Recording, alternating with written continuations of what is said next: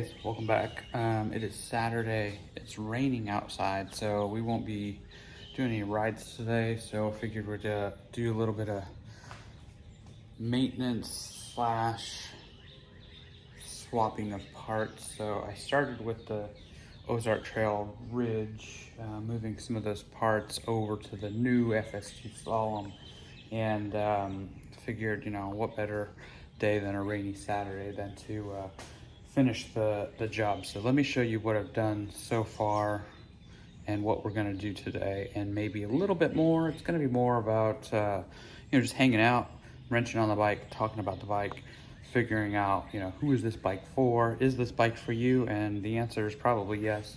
This bike is for everyone. So let's get into it. I'll show you what I'm working with. All right, so first things first, you can see my Ozarktrail Ridge. This is an M2.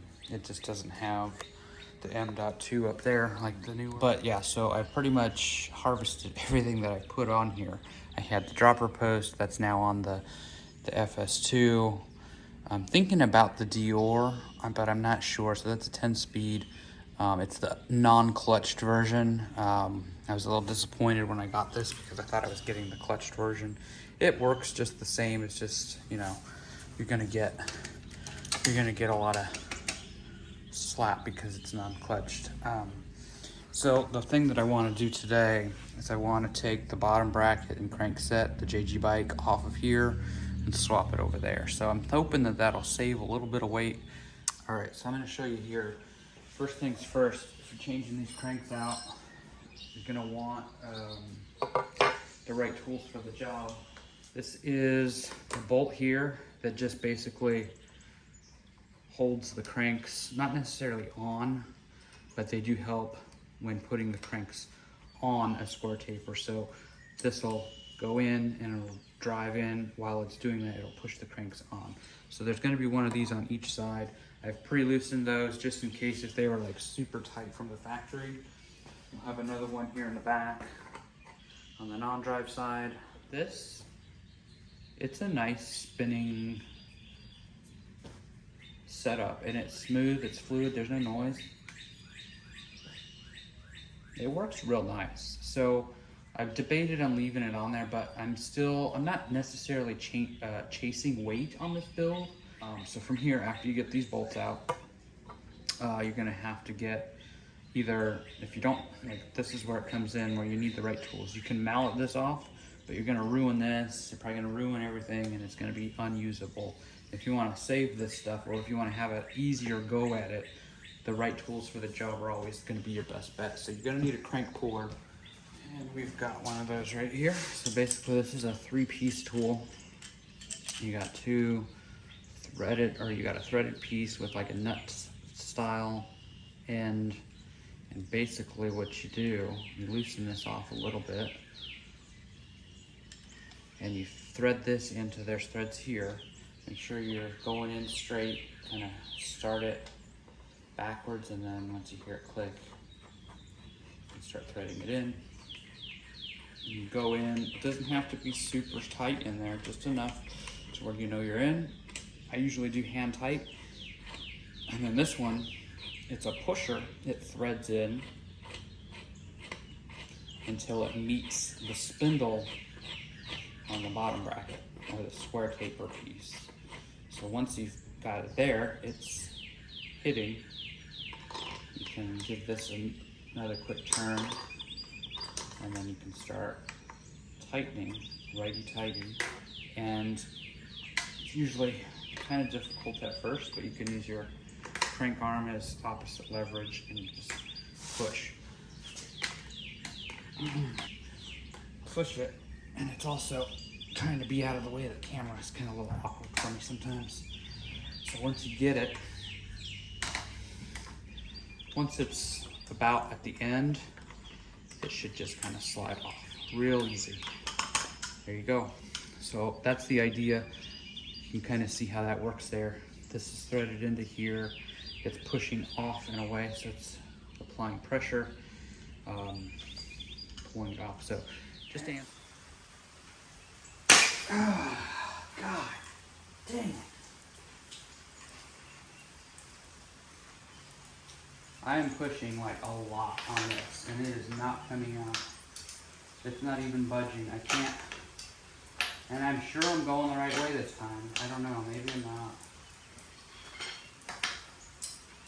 I'm not gonna slip and bust my knuckles like that. I need to get some gloves on. Bar and the frame, if it slips, maybe it's just not going. And I'm gonna end up in a situation where this gets stripped. Here it goes. There it goes. All we needed was the gloves. Good gravy, man. So we were just doing righty-tighty. So on this side, we gotta do lefty-loosey. And hopefully this comes out. Look at that, just like butter. Okay. So it probably would have been beneficial, potentially, but I tried. Probably would have been beneficial to do the left side first, and it probably would have been the right choice. But either way, we got it. So yeah, that part's gonna go over there. I'm gonna clean this up a little bit here since we have the room. I can get a rag in here real quick. Where did my rag go? Looks pretty good. Not a bunch of shavings or anything like that. And we'll add grease here, so that way the next time we take this out, it's pretty easy. So clean this up, and I put just a little bit of grease in there and give it the old business. Get those threads.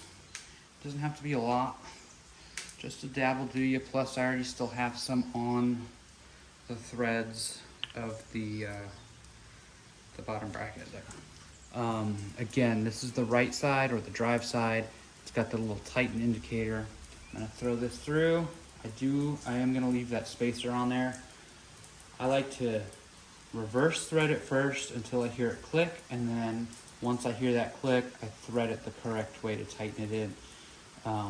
That's just a little tip that will help prevent you from cross-threading it. It's real easy, especially if you're in a situation like I am, where it was really frustrating to get that other bottom bracket off and you're wasting a lot of time. It's real easy to quickly start to not pay too much attention to the details, and before you know it, you've cross-threaded your bottom bracket and it's basically no good. So take that extra step, reverse thread it. Did you hear that? We're gonna do it again. Probably can't hear it because of the rain and stuff, but it clicked. Now I can thread it the right way, and I can ensure that it's gonna go in straight. It's not gonna cross thread, and it's super easy. I'm doing 2 fingers, and it's basically almost all the way in, and we're there. We'll do the same thing on the other side. Bring you around. Range, so the stock chain ring is 30, I believe. So pushing this through sometimes can be a little tricky because the back side can blow out sometimes. And what I'm talking about, I'll show you over here. It's got this cap, this dust cap. The bearings are behind here. And sometimes these don't go all the way through right, or they come in at an angle and this ends up popping through and it's a whole mess. But I have a little bit left that I need to push through. So I'm going to somehow, as I can, there you go. So we're all the way in on that side, and even if we're not, we're gonna be able to bring it in with the non-drive side crank. So now that spins pretty well.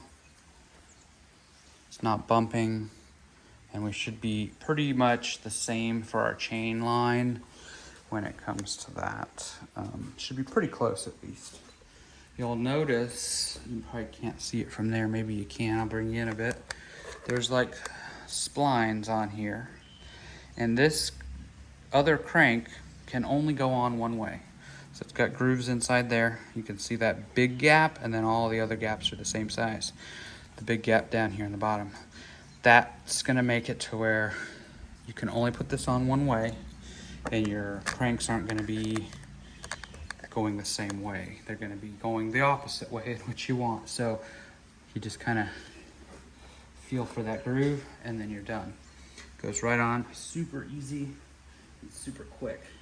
From there, just like your fork, you take this cap and you thread this in, and I like to do the same thing, backwards thread it so you can hear it click. Sometimes it doesn't click, sometimes it does.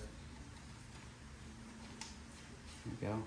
Then you know you're going on straight, because you don't want to cross thread any of this stuff, but especially like the pedals and the drivetrain stuff. If you cross thread or strip something out, it sucks. You can get away with stripping out like a brake bolt, caliper bolt, seat post bolt, stem bolts, all that everything together. So that bolt there is just a way to bring everything in snug enough. It doesn't have to be over tightened. If you tighten this too much, your cranks are going to be sandwiching that bottom bracket, and you're not going to get any spin out of them. So you want to make sure that they can still spin freely. Otherwise, if not, back this off and you're probably too tight at that point. So these pinch bolts are going to really keep your cranks on. Basically, you feed your Allen key through the hole, and I already got grease on here, so you're going to want grease there as well.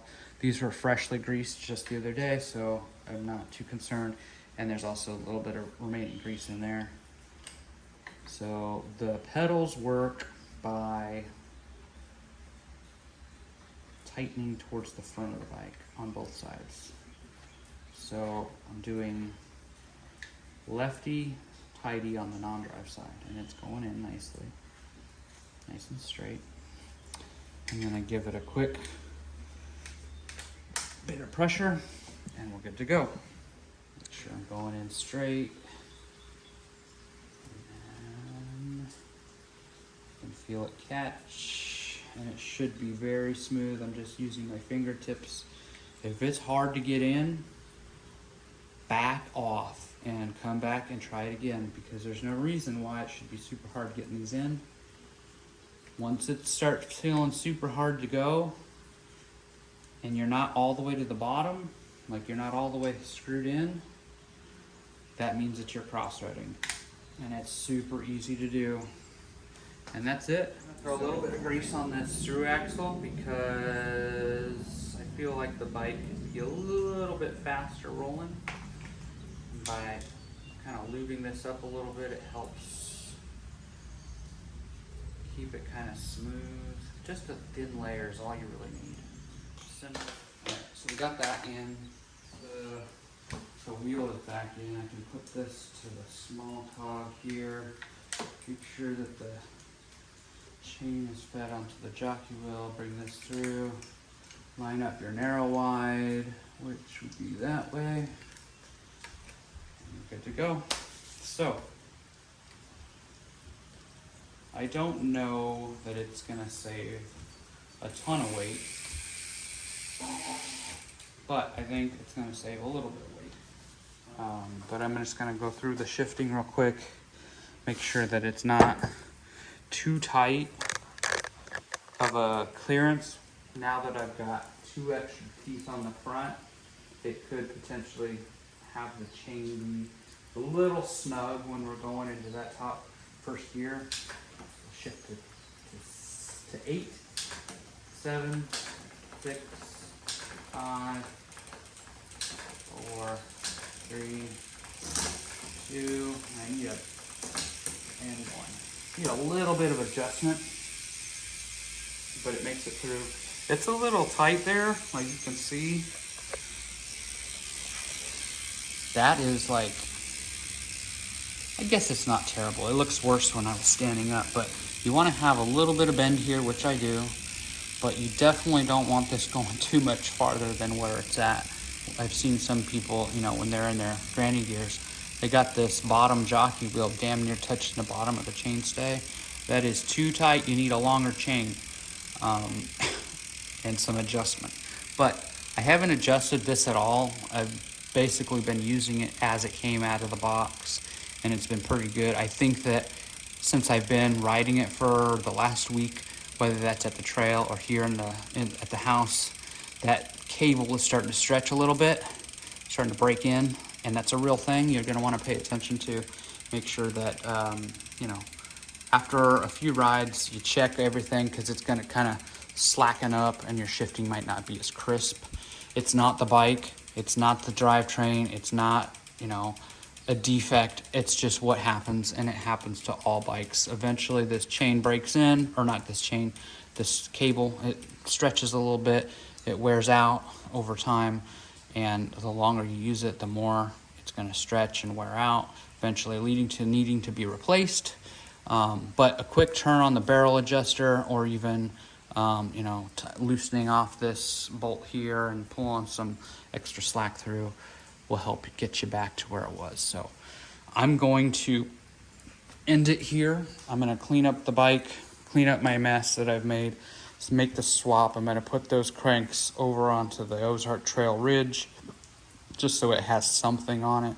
Probably put the seat post back in and hang it back up over there until we're ready to mess with it again. But hopefully this helps you out a little bit. Whether or not you're, you know, thinking about doing this job yourself, keep in mind the right tools definitely help.